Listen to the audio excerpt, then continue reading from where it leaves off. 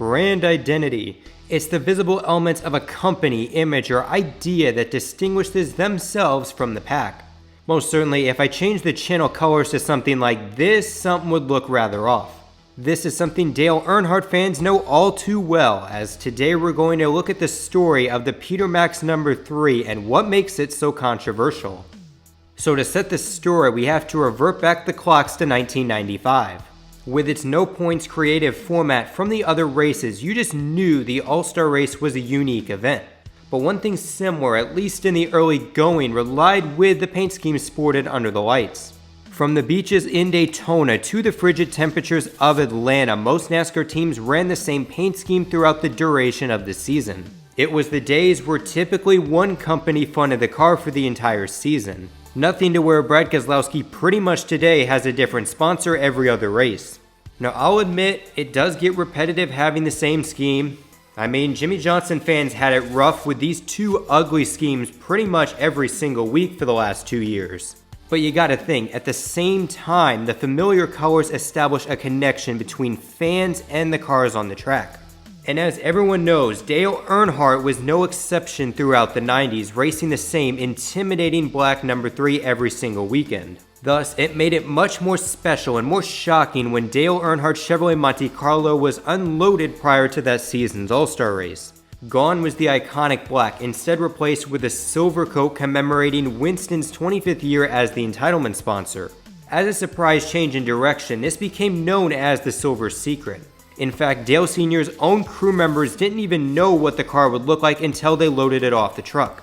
As Danny Myers described it, we got the car ready to go to the racetrack and it wasn't painted yet. It was in primer gray. They told us to go home and they rolled the car into the body shop and got it painted that night. This then started a once-a-year novelty for Dale Sr. to run an unconventional look on his iconic number 3. 1996 saw the Intimidator adorn a patriotic look, commemorating that year's Olympics taking place in nearby Atlanta. In the midst of Earnhardt's rise to household stardom, he became the first ever NASCAR driver to appear on a box of Wheaties. Therefore, for the 1997 All-Star race, he ran a special orange and white paint scheme with the Accolation Breakfast of Champions adorning the hood. Then in 1998, Dale Earnhardt drove a gold Bass Pro look, a great looking car for that specific event.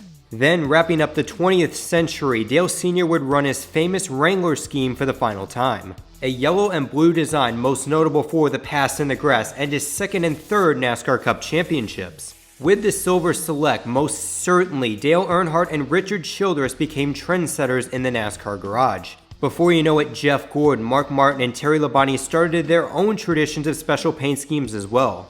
And because of the different paint schemes, this became a strong ploy to spike merchandise sales at the track. The Dale Earnhardt name was already a marketing monopoly. So of course, the die-hard Dale Earnhardt fans flocked to purchase and sport the memorabilia for his unique paint jobs, thus meaning some big money for Dale Earnhardt and his wife Teresa. So as you can tell, Dale Sr., RCR, and GM Goodwrench had already set the bar high. I mean, how can you top silver, gold, and an eye-catching throwback to the past? But as it would later become Dale Sr.'s final All-Star paint scheme, this 2000 edition would be the most intriguing by far. As part of the new millennium, the NASCAR world would see a different image of Dale Earnhardt during the 10 Days of Thunder. Gone was the intimidating black that distinguished Dale Earnhardt from the pack of 43 cars. In fact, this car was not intimidating whatsoever. Instead, the psychedelic and pop art style of Peter Max took center stage. For a bit of background, Peter Max is a top-tier artist, painting artistry for Super Bowls, Grammys, and even a World Series. And as for his imagery on the number 3, Peter Max wouldn't steer away from that imagery. In fact, he went all out. The car featured splotches of paint featuring pretty much every majestic color you could imagine. The white number 3 was also gone, and taking its place would be a variant of green, orange, and pink with the number being outlined in blue on the side door. Dale Earnhardt himself quoted the design as the most unique paint scheme we've ever done to date. Peter Max has created some unique artwork over the years. I'm looking forward to driving one of his creations to victory lane. Now, this wasn't the first time Dale Earnhardt adorned a largely colorful paint scheme. In fact, his first ever stock car was painted pink after what they thought was a metallic purple didn't show up on the finished product. Unable to afford a repainting of the car, Dale Sr. raced throughout the Carolinas in a hot pink race car. And as the old myth suggests, oh, pink? Pink, and he's never gotten over it. this car was so distant from his usual look, reportedly Dale Earnhardt refused to wear the matching fire suit design to go with the car. He instead wore his iconic black and white suit for both the All-Star race and the next weekend's Coca-Cola 600. And as for the on-track action, the Intimidator didn't let the colorful design get the best of him. He rebounded from a few incidents in the main event to finish third.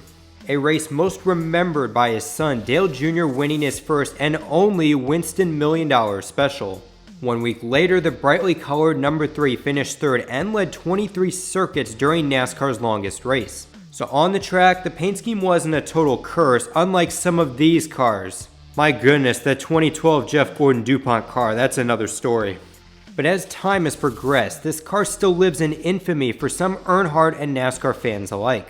I mean, considering the brash personality, this paint scheme just isn't Dale Earnhardt. It's like if Darth Vader adorned a hippie outfit and a pair of cheesy shades from Dollar General. This car felt more like an impersonation, obviously an impersonation of the Rainbow Warrior scheme driven by rival Jeff Gordon. And honestly, coupling the personality of Dale Earnhardt, I think there was a missed opportunity here. It definitely could have added another layer to the rivalry just a bit for the 10 Days of Thunder. But nonetheless, this controversial scheme remains as one of the most recognized special designs in NASCAR history. Just maybe this design can get granted a second chapter in the form of a Darlington throwback. I mean, definitely with that iconic neon yellow, it would certainly stand out. So anyways, this is NRF signing out, and just remember, life's a beach and then you drive.